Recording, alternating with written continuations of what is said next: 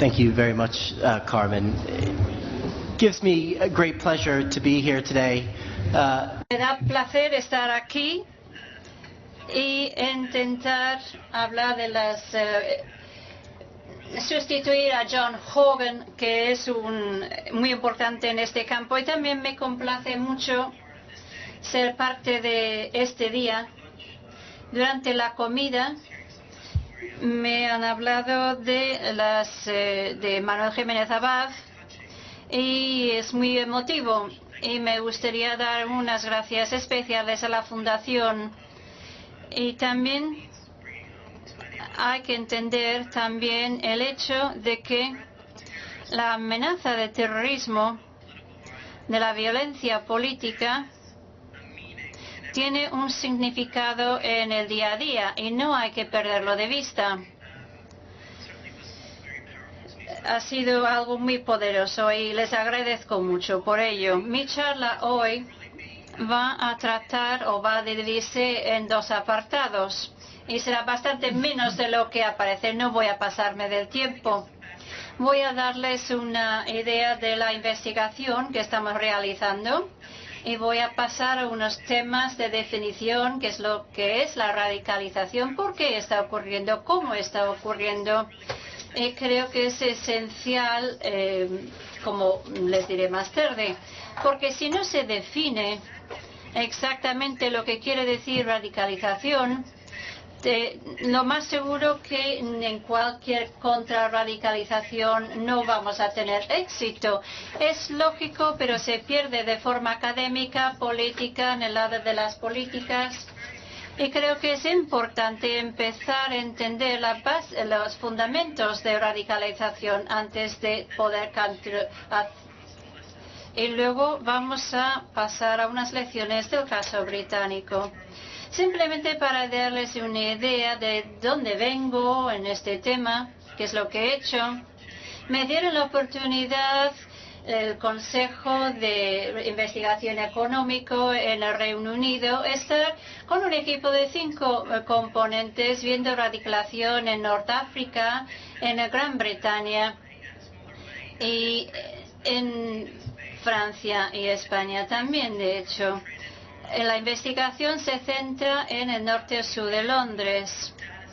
En los datos empíricos, las personas con quienes hablamos incluyen componentes de la hermandad musulmana que pertenecían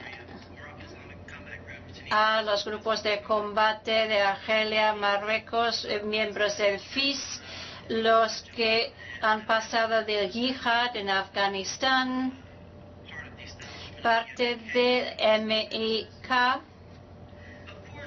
Y este tipo de enfoque tiene sus problemas. Y es que de alguna manera dependemos de los puntos de vista de la comunidad, de lo que está ocurriendo. Y dos, también estamos intentando ver qué es lo que está ocurriendo, y es significativo porque uno de los principales problemas como académico es difícil tener una idea de los que están involucrados o participan en terrorismo, y de alguna manera estamos intentando entender lo que está ocurriendo en el contexto en el cual tenemos que componer piezas, un poco como un examen de forense, en vez de hacer una investigación directa. Voy a hablar también de algunos de los términos que empleamos como un equipo, o que yo empleo específicamente. Me voy a referir al yihadismo takfiri violento radical. No es el islamismo radical, tampoco extremismo violento, tampoco neosafalismo, porque creo que muchas veces estos términos no se entienden bien, que no nos permite entender específicamente lo que estamos hablando. Yihadismo takfiri violento radical se refiere a la manera que cuando entramos en una comunidad decimos si es permisible el yihadismo, y si se pregunta de una persona que vuelve de Afganistán en los 80 o 90, dicen siempre que sí. Cuando se pregunta si es permisible en Gran Bretaña, entonces te dicen que no. Y dentro de ello hay una percepción de una forma de una lucha defensiva contra invasión soviética sea más legítimo. Y por otro lado, el ataque a los autobuses, etcétera, que no son morales, no tanto porque tiene capacidad de hacer violencia contra los musulmanes británicos como a los no musulmanes. Por lo tanto, existe la noción de unos elementos para esta forma de terrorismo.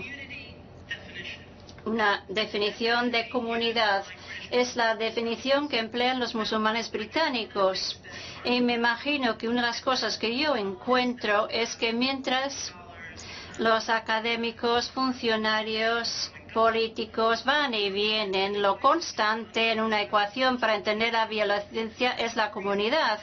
Y por eso yo estoy intentando llegar a una definición para entender qué es lo que está pasando. La otra cosa es qué es la radicalización. Encontré 7 definiciones en la literatura académica. Creo que hay 2 definiciones empleadas por las políticas en la Unión Europea. Y cuando miramos una comunidad en el Reino Unido, no hay una definición clara de radicalización. Lo que nosotros hicimos era intentar derivar una definición de los datos existentes, en vez de lo que hemos intentado hacer científicamente, entender lo que todo el mundo está de acuerdo con su significado. Durante el verano había 12 de los sermones hechos en la mezquita y sacaron unos elementos que parecían radicales y que en sí era justamente eso. Lo que encontramos es que quiere decir una obligación del individuo participar en una acción directa. Esta obligación, aunque se fomenta a través de una élite, es una obligación definida por el texto. Lo empleamos donde la retórica se transciende o el ritual se transciende a favor de la práctica. Va a ser bastante importante para las ideas de contrarradicalización. Una de las cosas también es que no hay ningún vínculo entre ese proceso y la violencia. Por ejemplo, hemos realizado unas entrevistas con jóvenes mujeres musulmanas que están haciendo un máster en derechos humanos, en teoría o cualquier otra licenciatura, y creen que tienen más obligación de hacer más con respecto a Kashmir, a Palestina, y deciden que van a convertirse en involucrarse más.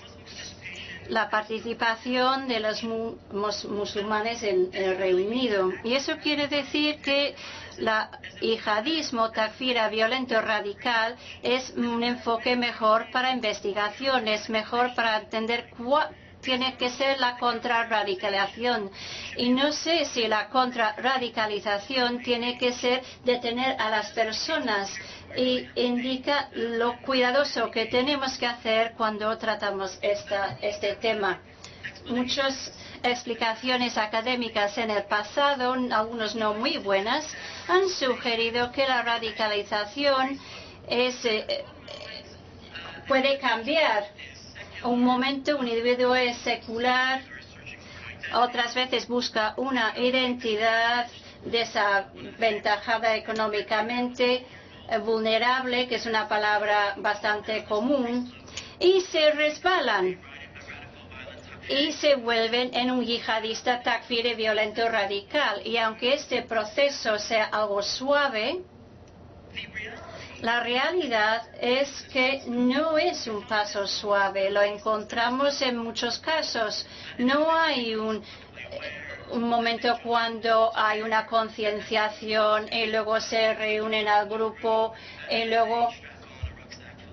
luego se ponen una mochila con explosivos. Lo que encontramos que este proceso a veces, si alguien que parece que está comprometido con la acción violenta, pasan esa fase y luego se vuelven a la política. Otros individuos tienen señales de apoyar al yihadismo violento, pero realmente no tienen un apoyo público a la violencia. Tenemos un problema con la explicación del proceso de radicalización.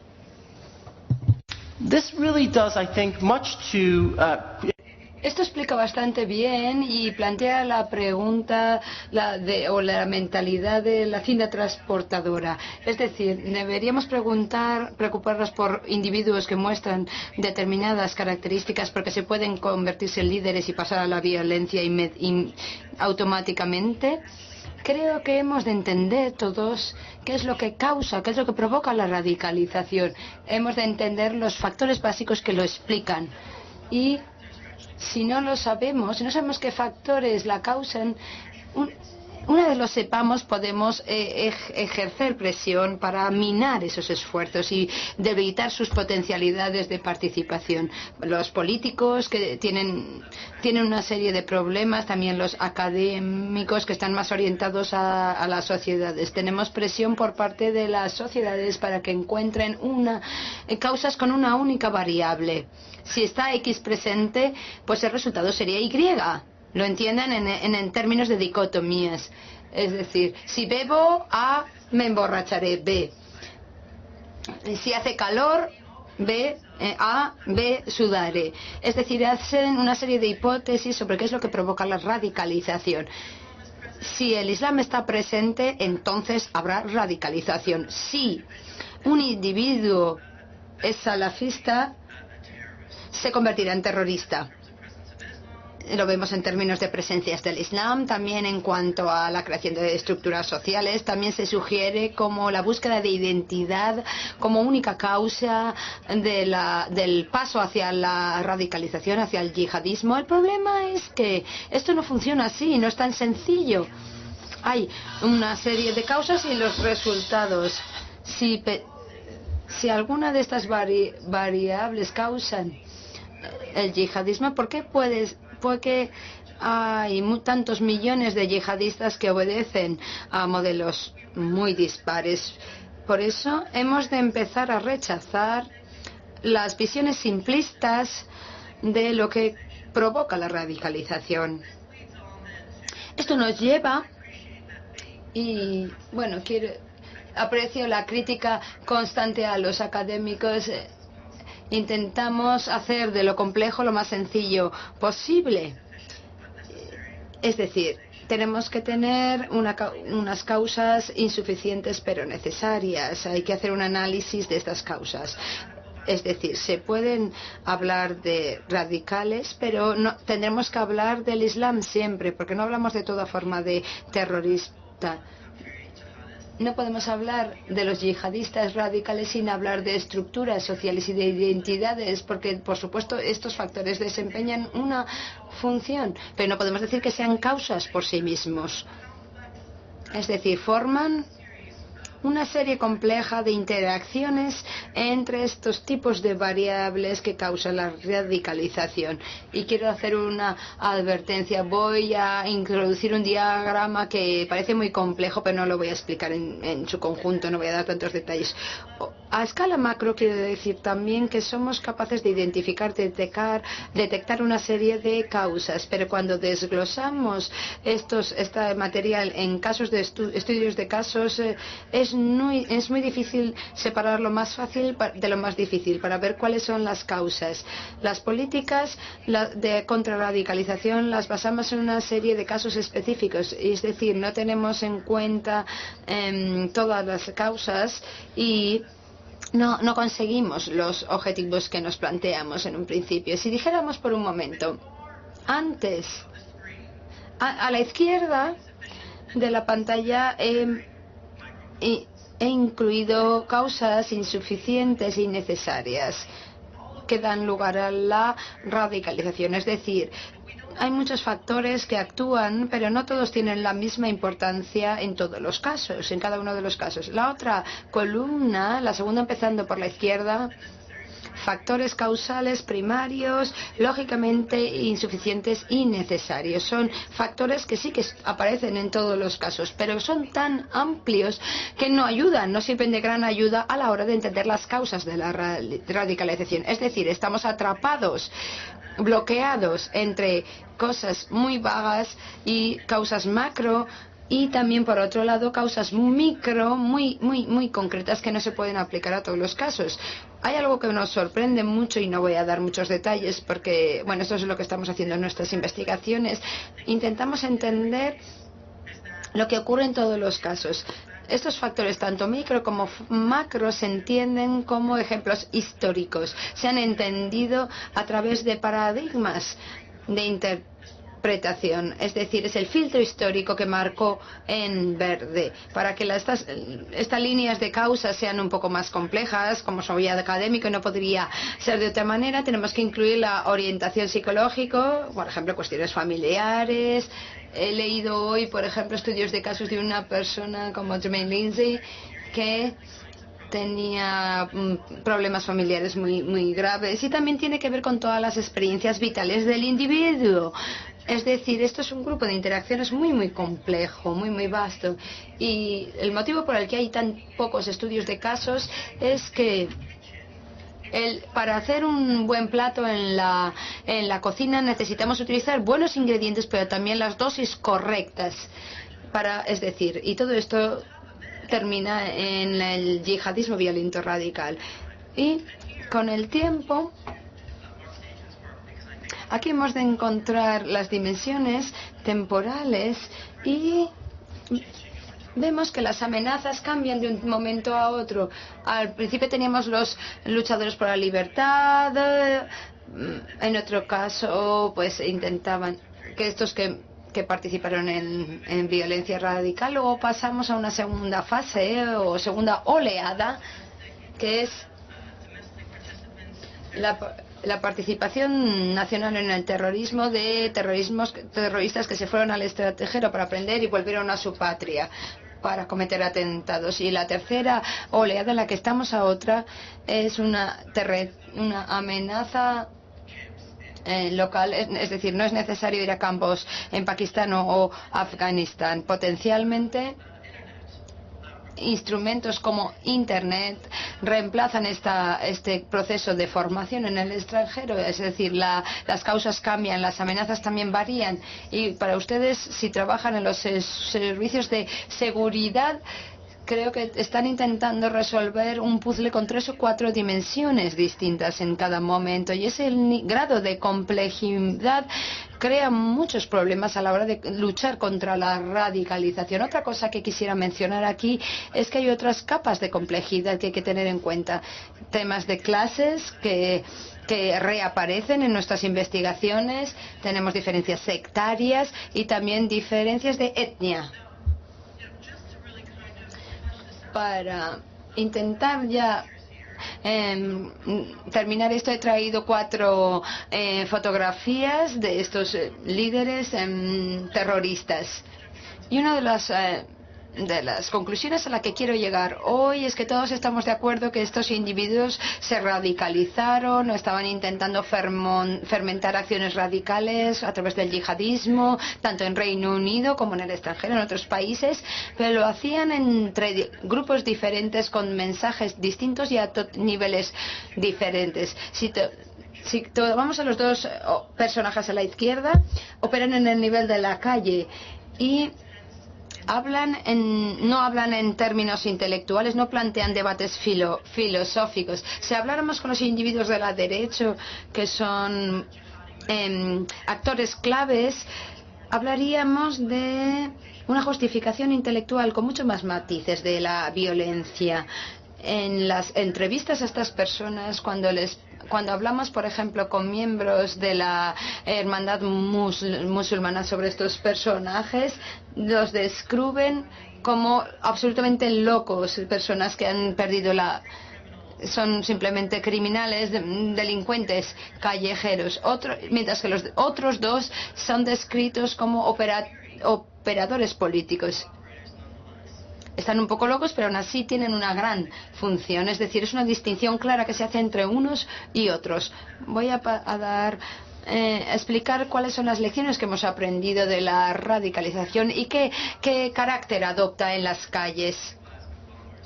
Bien, vamos a hablar de no voy a describir las bombas de Glasgow, ni los terroristas que perpetraron ese ataque, ni tampoco voy a describir la involucración de los intelectuales de clase media. Yo quiero explicar cómo se siente la radicalización en la calle, con lugares como Brixton, o en lugares como Finsbury Park, en Londres.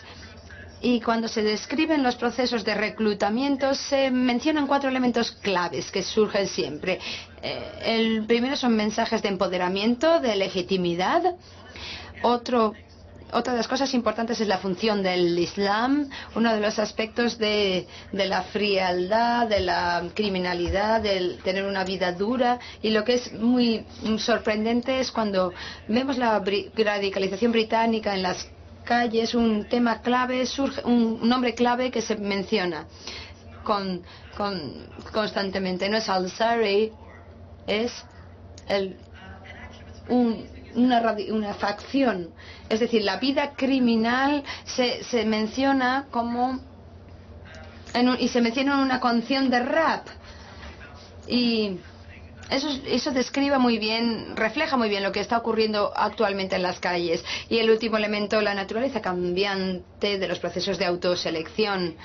No estoy diciendo que esto represente la verdad absoluta del proceso. Lo único que puedo decir es que son las percepciones de la gente de la calle, de este proceso, de lo que está pasando actualmente en las calles con la radicalización. Los reclutadores son personas que reemplazan al padre, desempeñan la figura del padre, ofrecen legitimidad o dan poder a los reclutados. Lo interesante es que para los convertidos afrocaribeños al Islam lo describen como amigos a los que les faltaba la figura paterna, es decir, entraron en estos grupos porque necesitaban esa calidez. También se describe como una figura que entiende la vida de la calle de una manera en que la sociedad, las estructuras sociales o la familia nunca las entendería. Es decir, que entienden las problemáticas que tienen los jóvenes. Otra cuestión que surge constantemente, la importancia de los eventos gratuitos, es decir, acampadas, comidas gratuitas, eventos gratuitos en los que la gente interactúa. Entonces los reclutadores dicen, venga, jóvenes, venid, vamos a comer y a ver un vídeo juntos. Eso es un factor esencial para captarles. Que estos chavales de 16, 17, 18 años hay que entender su procedencia, su sustrato, el poder que tienen las personas que les ofrecen algo incondicionalmente, les ofrecen ese mensaje de legitimidad y los chavales se sienten directamente, automáticamente atraídos. Luego también quiero hablar de las experiencias en prisión. Algunos de los mensajes de los reclutadores crean atractivo porque la gente tiene mucho miedo a acabar en la cárcel. Por ejemplo, si te acusan de un delito de drogas y terminas en la cárcel, la teoría es que cuando vuelvas al mundo real, cuando te liberes, vas a volver a esa vida de nuevo. Así que no podrás salir de la rueda. Es decir, los reclutadores ofrecen algo muy concreto, es decir, ofrecen una salida a las personas para que estén juntos y eviten los peligros, digamos, por el hecho de estar unidos. He entrevistado a conversos al Islam en prisión y ha comentado esto muchas veces. Quiero destacar la importancia que tiene el Islam en la calle. En un artículo que leí recientemente se decía que había 3 niveles de involucración teológica en el Islam. Tenemos el nivel macro, tenemos las élites, allá arriba, en la parte superior de la pirámide, que están involucrados en cuestiones intelectuales, debates con grandes matices sobre la justificación de la violencia, por qué actuar de una manera. Por otro lado, tenemos los reclutadores, los que atraen a los jóvenes que hacen uso, utilizan la religión para que las personas participen en la violencia. Es decir, es una visión mucho más instrumental, más interesada del Islam. Y luego tenemos los chavales que... Bueno, una de las historias clásicas que se mencionan sobre la mezquita de Brixton. Teníamos un chaval que fue allí y preguntó ¿dónde puedo comprar una vestimenta tradicional? Porque es lo cool, es decir, lo que se lleva, lo que es moderno ahora. Es decir, tenemos estos niveles de operación y no nos podemos perder en esta maraña, porque hay que tener en cuenta todos los niveles. En la calle tenemos aquellos reclutadores que dicen el motivo de que no acabaras la secundaria, que no hayas encontrado un trabajo, que estés alienado, que te sientas alienado, es el mismo motivo por el que los palestinos se sienten oprimidos. Te puedes comparar con los habitantes en Cachemira que han muerto por un atentado, o se puede comparar con la situación de otros musulmanes en diferentes lugares del mundo. Es muy fácil desde mi perspectiva. Es muy fácil hacer comparaciones totalmente fuera de toda lógica, pero los chavales lo entienden así. Y claro, consiguen ligar estos niveles macro a las situaciones, a las experiencias individuales. Y esto ataca la justicia social. Y esto está ligado con la criminalidad. Los reclutadores buscan a los camellos, a los que pasan drogas en las esquinas de las calles. Se los llevan a las mezquitas y dicen, hermano, ya sé que usted trafica con drogas, ya sé que traficas con drogas. Ya sé que has sido forzado a acabar en esto, pero te vamos a aceptar, digamos, a pesar de ello. Una de las cosas más importantes es ver qué mezquitas aplican el Estado de Derecho y cuáles intentan saltarse el Estado de Derecho. Estoy pensando en se me ocurren dos ejemplos en el sur de Londres, donde las mezquitas se han convertido en fuentes de problemas en la sociedad, porque dicen que los determinados delitos no son permisibles, mientras que hay otras mezquitas que tienen una manga mucho más ancha. Sí, es los resultados de la situación tan grave en la que vivimos. Esto es muy significativo cuando empezamos a pensar cómo abordarla contra la radicalización. Otra cosa que quisiera mencionar.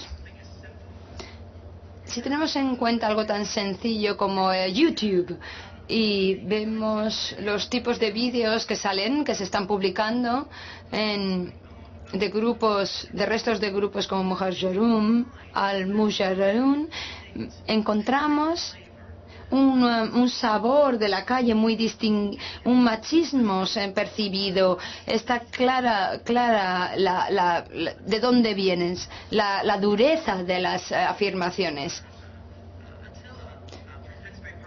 Había una persona que hablaba desde la mezquita de Finsbury Park. Era una idea de entender la situación casi criminal, casi delincuente, y esto nos lleva a la cuestión de la prueba de litmus. La delincuencia como prueba de litmus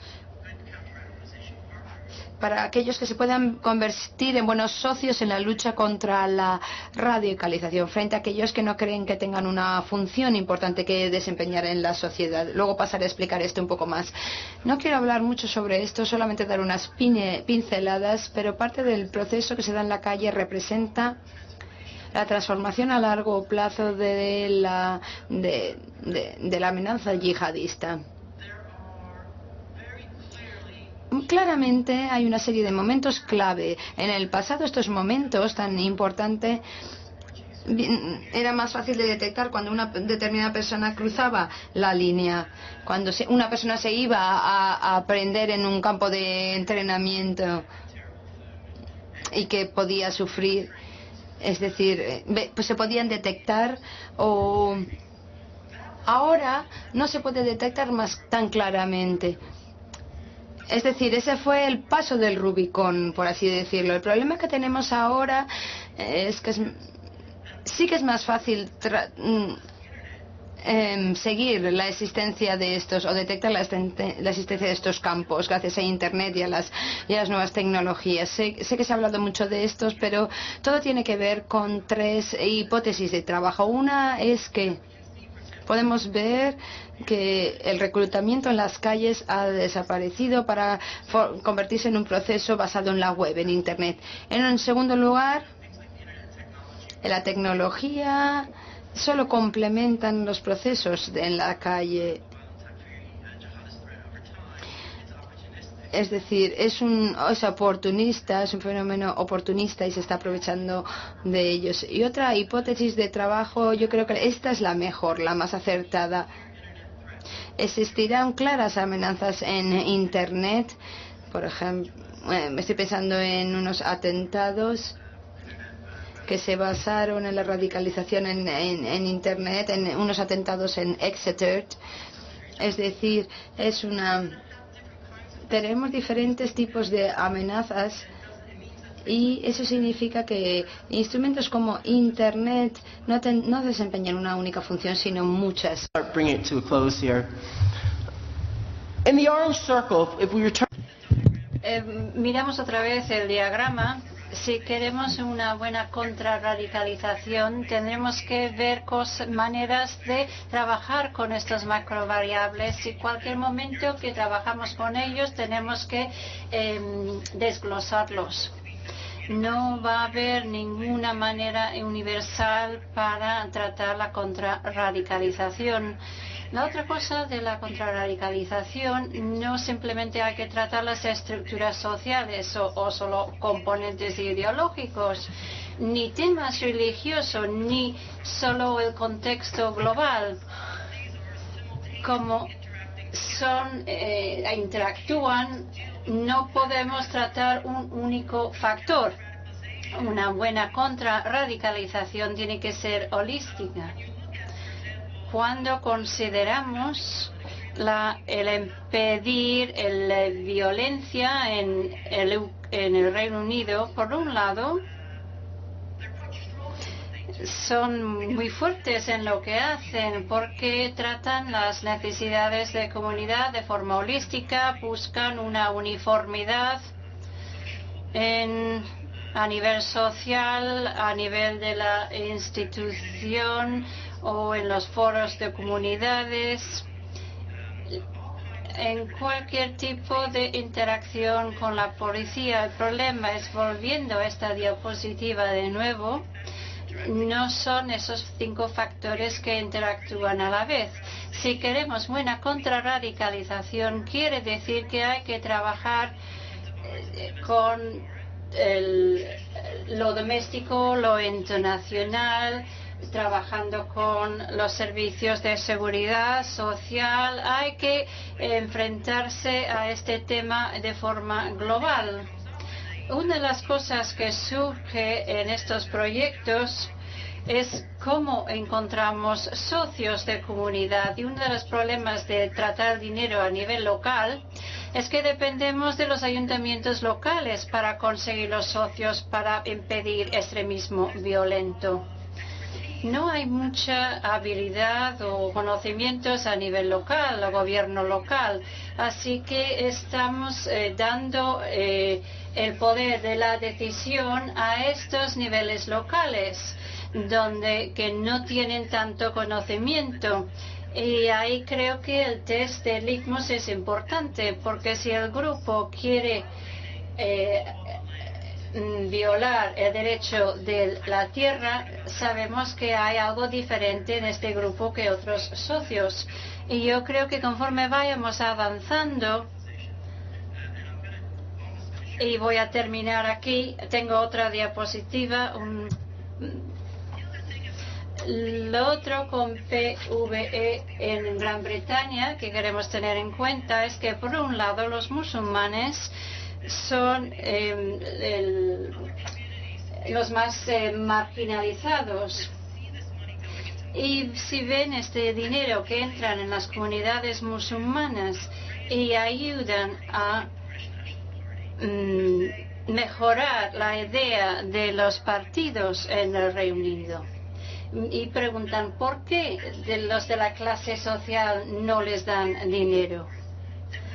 De hecho, si no impide el extremismo violento, pero si deja que entran en autoridades locales, cómo conseguir dinero, todo esto es importante para una cohesión a más largo plazo, pero no se puede perder de vista la cohesión de comunidad y que no sea solo un tema musulmán. Me imagino que también el caso es lo mismo en toda Europa. La otra cosa que es esencial es que el proceso no puede ser de arriba abajo. Tiene que tener elementos orgánicos, tiene que tener con sembrar de una forma democrática, sembrar poder para partneriados más que definir los resultados. ¿Y qué lecciones saco? Y lo hago antes de la ponencia de Patrick. Cuando pensamos en yihadismo violento, yo tengo que decir que me gustaría pensar que tengo un carácter bastante pragmático. No quiere que exploten bombas y que maten a mi niña de 2 años y medio. Eso me preocupa. Me preocupa también bombas sucias, estar en el metro. Y cuando miro de dónde viene la amenaza de Islam, no es de una política inspirada en el Islam. La amenaza viene de los que piensan que el Islam justifica la violencia. Y eso es una distinción clave, en la contrarradicalización, porque quiere decir que no es que no tenemos que trabajar con islamistas, sino que tendríamos que trabajar con los terroristas. Y esto es una de las lecciones claves que hemos sacado de otros compromisos o otros trabajos con las organizaciones terroristas. Y yo lo veo un tema más pragmático que ideológico. Y sobre todo de estos casos. Conclusiones finales. Si vamos a trabajar, a enfocar o ir en contra del yihadismo violento, no tenemos que detenernos en el cómo, o en Internet, el uso de móviles o lo que están haciendo los reclutadores ahora, porque son listos y van a conseguir la manera de hacerlo a largo plazo. Tenemos que pensar en el porqué, las causas no es lo mismo que el proceso. Las causas requieren estas multiestrategias. Hay multiestrategia de diferentes niveles, porque el reclutamiento en la calle ha cambiado en los últimos 10-15 años. También tenemos que reconocer que la amenaza también es múltiple, viene de múltiples direcciones simultáneamente, y en cuanto esto sea el caso, quiere decir que no existe un tamaño para todos, para la contrarradicalización. Una buena contrarradicalización va a erosionar el apoyo a largo plazo. Por ejemplo, al erosionar la desventaja, abordando esa ventaja, pero también abordando las reivindicaciones. Pero quiere decir que necesitamos reconocer que las comunidades tienen algunas ideas, si es racional o no racional. En una democracia tenemos el derecho de no estar de acuerdo, pero también quiere decir un reconocimiento de la legitimidad al quiere decir también de la aplicación de estos ensayos del litmus. Existe un pendiente resbaladizo, tal como hemos visto en la mezquita de Finsbury Park. Va de fraude de tarjetas de crédito a intervenir en atentados suicidas. A nivel micro, si podemos aplicar el ensayo litmus, encontramos socios que anteriormente no conocíamos. Y yo creo que en el ejemplo británico, y quiero escuchar también los ejemplos aquí en España, tiene una implicación para la política de la contrarradicalización en Gran Bretaña, en Europa. Muchas gracias.